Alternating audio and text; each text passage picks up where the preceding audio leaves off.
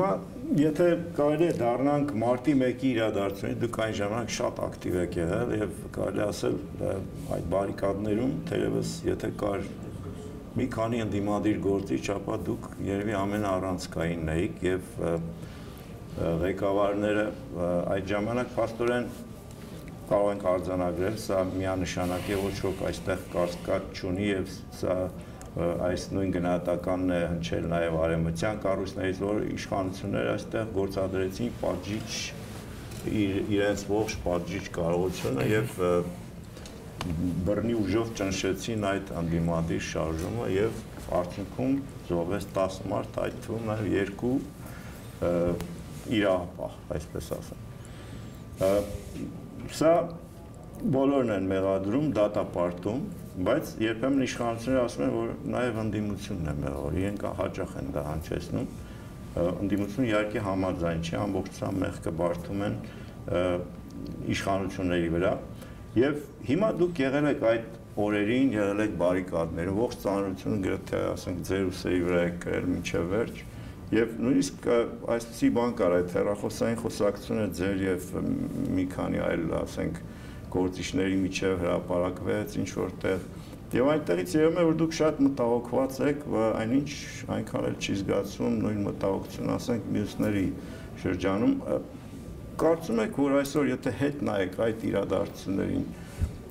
չեք կարծում որ ինչ որ մի բան այդքան կուռ կազմակերպված ասենք ընդդիմադիր շարժումը մինչև մարտի 1-ի առավոտյան այդ ջարդը որ այդքան պես համակարգված, կարգապահ, այդ օրը շատ քաոսային վիճակում էր, խառնաշփոթ էր եւ փաստորեն կոորդինացիա չկար եւ ամբողջը ձեր վրա էր մնացել եւ էլի մի քանի մարդու վրա։ Չեք կարծում, որ այդ ղեկավարությունը այդ շարժման մի տեսակ պարակտված էր այդ օրերին։ Ինչպես կարող եք գնահատել։ Հնարավոր էր օրինակ կանխել այս զոհերի այս սպանդը, այսպես ասեմ։ Գիտեք, երբ որ խոսք է գնում մեղավորության մասին, հա, մենք պետք է շատ հստակ տարանջատենք, թե ինչ նկատի ունենք մեղավոր ասելով։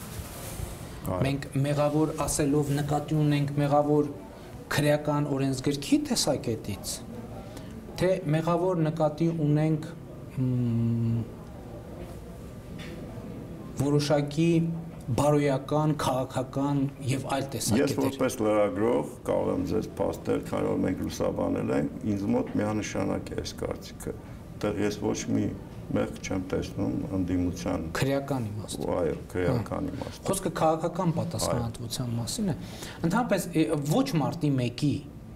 մարտի 1-ի, այսինքն եթե թույլ կտաք, ես դա հարցին պատասխանեմ ոչ կոնկրետ մարտի 1-ի, այլ ավելի լայն տիրույթում։ Դեք ես կարծում եմ ու այս միտքը բազմիցս տարբեր տեղեր եւ տարբեր առիթներով արտահայտել եմ, մենք ինչ ենք ասում, կթվում է թե ժամանակ առ ժամանակ ընդդիմությունը ակնհայտորեն ունենում է շատ հսկայածավալ աջակցություն մարդկանց, ժողովրդի, քաղաքացիների,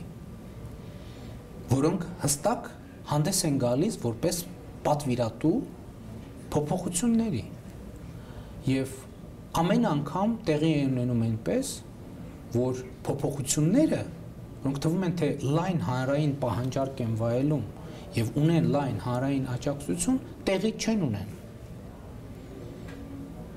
Ինձ համար եզրակացությունը հետեւյալն է, եթե մենք այդ պայմաններում անդադ պայքարում ենք այդ փոփոխությունների համար եւ այդ փոփոխությունները տեղի չեն ունենում, ուրեմն մենք ինչ որ բան այնպես չենք անում։ Սա ամենակարևոր արձանագրումն է ինձ համար, որպես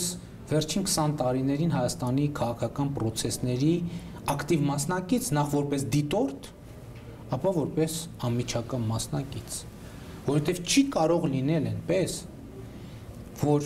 ժողովուրդը ամեն անգամ իմիջիայլոց դա ինձ համար ամենաանհասկանալի մասն է, երբ որ քաղաքական որևէ գործիչ սկսում է մեղադրել ժողովրդին, ինձ համար արդեն դա փաստ է, որ այդ քաղաքական գործիչ այլևս անելիք չունի, որովհետև մեր ժողովուրդը իրականում եկեք լրջորեն ուսումնասիրենք մեր պատմությունը։ Մեր ժողովուրդը իրականում արել է այն առավելագույնը, որ իրանից կախված էր։ Ես երբ էր որ հայտարարություն տարածեցի նախագահական ընտրություններից հետո, ասած իրականում մենք քաղաքական գործիչներս չենք կարողացել արժանի լինել մեր ժողովրդին, լինել մեր ժողովրդին արժանի առաջնորդներ։ Եվ ես սրանում խորապես համոզված եմ։ Երբեմն երբ ասում են ժողովուրդը ծախվեց 5000 դրամով։ Սա երբեք չեմ ընդունում։ Որտեւ այն եթե ժողովուրդը օրինակ ընտրակաշառք է վերցնում եւ ընտրակաշառքով քվեարկում, իսկ գուցե նա ավելի արժեքավոր այլ ընտրանք չի տեսնում, քան 5000 դրամն է։ Մենք մտածել ենք այս մասին։ Իսկ ինչու կարող ենք մենք հասնել այսպիսի աբսուրդի, որ եթե քաղաքացին 5000 դրամ է վերցնում, ուրեմն նա ծախված է, իսկ եթե մեկը որ քաղաքական գործիչ օրինակ 50 միլիոն դրամ է վերցնում, նա ականավոր քաղաքական գործիչ է, օրինակ։ Այդպիսի արտահայտություն կա, չէ, որ ասում են, եթե դու մի մարդ ես սպանում, դու մարդասպան ես, իսկ եթե հազարավորների ես սպանում, դու դառնում ես ականավոր զորավար։ Այսինքն, գիտեք ինչ, ես համարում եմ հետևյալը, որ եթե մենք այսքան տքնաջան, ընդ որում ամեն անգամ ժողովրդի աջակցությունը ունենալով հրապարակում, եթե մենք այդ փոփոխություններին չենք կարողացել հասնել, ուրեմն ինչ որ բան այնպես չենք արել։ Երբեմն կամա, երբեմն ակամա, ճիշտ հասկացեք, այստեղ քավլիցի, հանկարծ չընկալվի այնպես, որ ես ինչ որ մեկին կամ որևէ մեկին ուզում եմ մեղադրել, եթե մեղադրում եմ, առաջին հերթին ինքս ինձ, բայց հիմա մեղադրելու ժամանակը դուք միջևերջ այնտեղ եք։ Չէ, հիմա ամբողջ խնդիրն է, որ ես կարծում եմ հիմա մեղադրելու ժամանակը չի։ Հիմա մտածելու ժամանակն է։ Այո, մենք անցել ենք ճանապարհ եւ այդ ճանապարհից պետք է կարողանանք անել հետեւություններ։ Տեսեք ամեն անգամ ընդդիմությունը, այդ թվում ես, հա, եկեք ելի եմ ասում։ Իշխանության հարցը պարզ է։ Իշխանության հարցում տարընթերցում չկա։ Իշխանությունը այո բռի է, իշխանությունը ապօրինի է, իշխանությունը մարդասպան է, իշխանությունը ատամներով միջև վերջ պահելու է իր իշխանությունը։ Այս պայմանները բոլորին հայտնի է, այն թվում նաև մեզ։ Ուրեմն մեր գործողությունները պետք է կառուցված լինեն, հնարավոր չէ մտնել։ Իշխանությունը հմտորեն կարողանում է ուրեմն նաև խաղալ ընդդիմադիր դաշտում։ Այո։ Ես նկատի ունեմ, այս չասը, այս արդեն ճիշտն է, սա ճիշտ է։ Այո, բռնակալ իշխանություն ունենք, բայց պետք չի ամեն անգամ սա հիշել հետո, սա պետք է հիշել առաջ։ Եվ ըստ այդմ գործել։ Եվ գիտեք, ինձ համար իսկապես էս մեր անցած պատմության դասերը պետք է սրտվեն, եւ որպես քաղաքական գործիչ ես երբ որ ազատության հրապարակում ձեր նշած ժամանակ հրապարակ եկա մի կարգախոսով հաղթանակ կամ ոչինչ։ Սա ինչ էր նշանակում այդ կարգախոսը, ցավոք սրտի միջև այժմ դա ամբողջությամբ չի ընկալվել։ Ու այս քաղաքական 20-ամյա այս պատմությունից իմ առաջին հետևությունը հետևյալն է, եթե քաղաքական առաջնորդությունը չի կարողացել, չի կարողանում եւ որոշակի ինստիտուցիոնալ նախապայմաններ ստեղծված չեն, որ ժողովրդին կառաջնորդի դեպի հաղթանակ, ուրեմն ավելի լավ է որևէ տեղ չտանել, որտեղ ես կարծում եմ, որ չի կարելի ժողովրդին տանել պարտության, առավել ևս նախապես հայտնի պարտության, նախապես հայտնի ոչ թե դավադրության իմաստով, այլ քաղաքական պրոցեսի ընկալման իմաստով։ Հիմա շատ կոնկրետ ապրիլի ուրեմն Ռաֆի Հովհաննիսյանի շարժումը, ասենք նախագահական ընտրություններից անմիջապես հետո բողոքի ցույցեր, ազատություն հրապարակում եւ այսպես կոչված այլընտրանքային ինագուրացիա ապրիլի 9 եւ այլն, այդ դուք ինչ եք ասում, սա Այ ձեր ասացի ենթատեքստում սա ինչ է, ինքը գիտեր, որ նախապես սա գնում է պարտության եւ ինչպես եք դուք գնահատում, այ ինչ շարժում է։ Ես բայց ներողություն նախորդ հարցին դուք վերջացրեք դա։ Չէ, պատասխանեցի ես ձեր նախորդ հարցին։ Այո, կարծում եմ, արի։ Հիմա ինչ վերաբերվում է, ես ազատության հրապարակ եկա այդ կարգախոսով ու ինձ համար շատ կարևոր էր, որ ես հասկանում էի, որ ազատության հրապարակում Հայաստանում հաղթական իրավիճակ ստեղծվել է, ընդ որում քաղաքացիները դա արել են մի ներքին հասկանալի եւ անտեսանելի պայմանավորվածությամբ։ Եվ ձեզ ասեմ 2013 թվականի նախագահական ընտրությունների արդյունքները ինձ համար ամենալուրջ փաստարկն են այն մասին, որ մենք ունենք առողջ կենսունակ հանրություն։ Որտեւ տեսեք, ես ինքս Ռաֆի Հովհաննիսյանի տեխնացությունը նախագահական ընտրություններում չեմ պաշտպանել։ Ռաֆի Հովհաննիսյանի շուրջ ձևավորված չի եղել լայն ընդդիմադիր ճակատ։ Եթե անկեղծ լինենք, մեզնից որևէ մեկը լրջորեն չէր մտածել, որ կարող են լինել այդպիսի արդյունքներ, որովհետև դրա համար չկային կարծես թե քաղաքական նախապայմաններ, բայց քաղաքացին Կապանում, Իջևանում, Գյումրիում, Վայոց ձորում չունենալով իրեն ինստիտուցիոնալ իրար հետ կապող քաղաքական խողովակներ, ինքը քաղաքացիական ենթագիտակցությամբ կամ գիտակցությամբ պայմանավորվեց եւ արեց այն ինչ որ 2007 թվականին ես փորձում էի անվանել 30 վայրկյանանոց հեղափոխություն։ Իսկ սա նշանակում է, որ Հայաստանի քաղաքացիները ընդհանրության զգացողություն ունեն։ Այնպես չի, որ այդ քաղաքացիները եւ ընդ որում հետաքրքիր իմ կարծիքով 2013 թվականի նախագահական ընտրությունները հեղափոխական նշանակություն ունեցան Հայաստանում հաստատված քաղաքական համակարգի առումով, ինչ նկատի ունեմ 2013 թվականից առաջ թվում էր թե Հայաստանի քաղաքական համակարգը առաջնորդների քաղաքական համակարգ է, այսինքն առաջնորդները ասում են, քաղաքացիները լսում, բայց 2013 թվականի նախագահական ընտրությունների արդյունքները, պաշտոնական արդյունքները ընդ որում ցույց տվեցին, որ քաղաքացիների համակարգ է իրականում, մեր քաղաքական համակարգը, քաղաքացիները ասում են եւ քաղաքական առաջնորդները արդեն պիտի լինեն լսողի դերում։ Այսինքն դուք համարում եք սա հետաքրքիր պես քաղաքական շարժում էր, փաստորեն, որ ինչ-որ բան փոխեց Հայաստանում։ Ես կարծում եմ, որ գիտեք, ընդհանրապես ինչ-որ բան փոխեց, ես կարծում եմ, որ միշտ էլ Հայաստանում փոխված է եղել։ Ինչ նկատի ունեմ, օրինակ, երբ որ մարդկությունը հասկացավ, որ երկրագունդը կլոր է, չէ՞, իրենց գիտակցության մեջ փոխվեց իրականում, որովհետև երկրագունդը միշտ էլ կլոր է եղել, անկախ նրանից մարդը դրա մասին իմացել է, թե չի իմացել։ Բայց փաստորեն այս մարդը գնաց մարզեր, որ չգիտեմ, էլի, երևի ոչ բոլոր ընդդիմադիր գործիչներն էին, ես նկատի ունեմ նախագահական տեխնացուների, որ գնում էին այդպես գյուղից գյուղ, քաղաքից քաղաք, քայլում էին ոտքով, մտնում էին սրատուն, նրատուն, բարևում էին եւ այդքան պես շատ մտերմիկ մթնոլորտում էին այդ քաղաքական զրույցները անցկացնում, շատ մոտ էին մարդկանց։ Այդ իմաստով Ռաֆին կարծեք թե տարբերում էր մյուսներից եւ ես տեսնում եմ որ մարդիկ իսկապես շատ դրական պես արձագանք էի տեսնում։ Հավատում էին նա, որ նա ինչ-որ բան կարող է փոխել։ Գիտեք ինչ, ընդհանրապես ես կարծում եմ, որ իհարկե այն ինչ որ ասացի դա որևէ կերպ չի նսեմացնում Ռաֆի Հովհաննիսյանի եւ նրա թիմի աշխատանքը, բնականաբար, բայց սովորաբար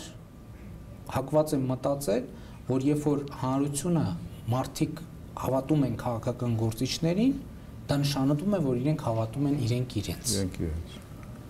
Սա հենց քաղաքական գործչի եւ քաղաքական առաջնորդի ամենակարևոր գործառույթն ու առանձնահատկությունն է։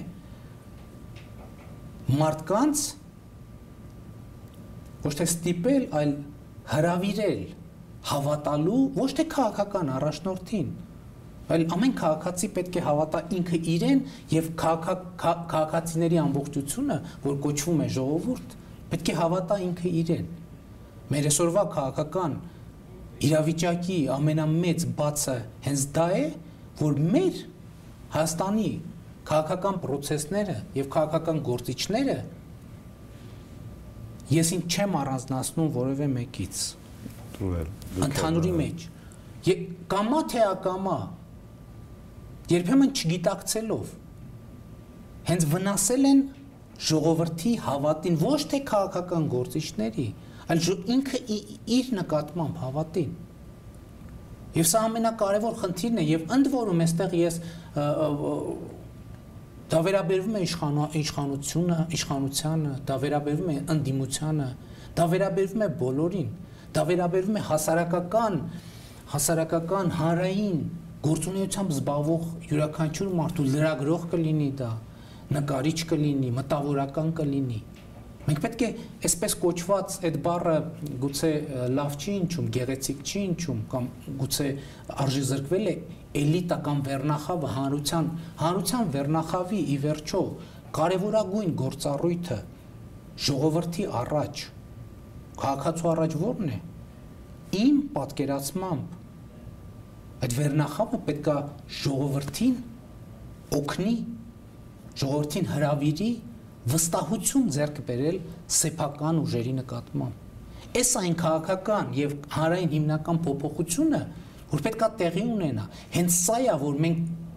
ունենալով կորցրեցինք։ Ի վերջո Հայաստանի 2008-ին ես նկատի ունեմ դեռ 88-ին։ 88-ին ի վերջո ինչ տեղի ունեցավ։ Բայց 88-ին շատ ահռելի մի շարժում էր եւ այդ շարժումը մի նվաճում եղավ Հայաստան անկախ։ Այո, ես նկատի ունեմ հետագայում, որովհետեւ այդ հենքի վրա մենք պետք է մինչև այսօր ունենայինք այդ ալիքը, այդ խանդավառության, ոգևորության մենք պետք է մինչև այսօր ունենայինք այդ ալիքը հետևողականորեն երբեմն ակամա, լավ ասենք միշտ ակամա, եկեք կանխավարկածով չգնանք, չնայած երբեմն դա երբեմն այնպիսի արտահայտություն է ունենում, որ թվում է թե լավ էլ դիտավորյալը դա արվում, բայց փաստն այն է, որ մենք այդ խանդավառությունը մենք պետական արդյունքի չենք կարողացել վերացել, բայց այդ խանդավառությունը, ես համոզված եմ, դա չի վերացել, դա չի մարել։ Այդ խանդավառությունը մեր մտքերում է, մեր հոգիներում է, Հայաստանի քաղաքացիների, ընդ որում կապ չունի հայերի, հայության, կապ չունի Հայաստանում են թե արտերկրում, քաղաքական process-ների, քաղաքական գործիչների վերնախավի դերը, այդ անթեղված կրակը նորից բորբոքելն է, մարդը հավատա ինքն իրեն, իր ժողովրդին, իր երկրին, իր երկրի ապագային, իր երեխաների ապագային։ Եվ սա է քաղաքական գործունեության մասին իմ պատկերացումը։ Դե միշտ այնպես է ստացվում, որ ինչպես դուք եք ասում, ընդդիմադիր եւ ասենք իշխանամերձ կամ իշխանական։ Բայց մենք ոնց որ հարցից շեղվեցինք, հա, ինչի՞մասին էր հարցը։ Կնքվում է, այսպես ասած։ Գիտեք, հենց ամենակարևոր խնդիրը, տեսեք, մենք ժամանակ առ ժամանակ գալիս հանգում ենք ազգային շահի, պետական շահի թնջուկին։ Որն է պետական շահը։ Իմ պատկերացմամբ ամենակարևոր պետական շահը հետևյալն է. քաղաքացին պետք է հավատա իր ապագային, իր երկրում, իր երկրի ապագային եւ իր երեխաների ապագային իր հայրենիքում։ Սա է մեծագույն եւ քաղաքական շահը։ Նորմալ մարդկային կյանքով հնարավորություն ունենա կերակրել իր ընտանիքին, չէ՞։ Գիտեք ինչ, այո, բայց ես տեսեք, օրինակ հնարավոր են կատակլիզմներ, տնտեսական, ճգնաժամ, հա, հնարավոր է Աստված չանի պատերազմ, որոնք կարող իրենց այդ բարդություններ են բերում։ Բայց պարտադիր չի, որ մարդը իր ապագային հավատալու համար այդ պահին լինի ամեն ինչով ապահովված լինի։ Բնականաբար։ Ընդհանրապես ամեն ինչով ապահովված լինելը երբեմն ապագայի նկատմամբ հետաքրքրությունը նվազեցնում կամ զրոյի է հավասարեցնում։ Այսինքն միտքը արդյոք մենք այսօր հավատում ենք մեր երկրի ապագային։ Ես հավատում եմ մեր երկրի ապագային, բայց հավատում եք, բայց ես շատ մարդկանց հետ որ զրուցում եմ, իսկապես շատ իրենք հորետես են։ Ամենահասարակ մարդին։ Ես ներողություն հենց դա էի ուզում ասեի, իմ քաղաքական գործունեության առանցքը նպատակը համարում եմ, որ այդ հավատը մարդկանց մեջ վերականգնվի։ Սա ամենակարևորն է։ Եվ երբ որ դուք հարց եք տալիս, հա, ինչի ընդդիմադիր, անհամաձայն, որովհետև իմ ամենակարևոր խնդիրը, իմ գործընկերը, իմ պատկերացրած գործընկերն է այն քաղաքացին, որ այսօր չգիտի ինչ անի։ Ինչպես ինչ անի, ինչ պատկերացնի, նա չի կարողանում տեսնել վաղվա օրը եւ դրական էմոցիաներով իմ գործընկերը ես համարում եմ այդ քաղաքացուն եւ իմ խնդիրը համարում եմ խոսել այդ քաղաքացու հետ, փոխանցել նրան ինչ որ լիցք փոխանցել,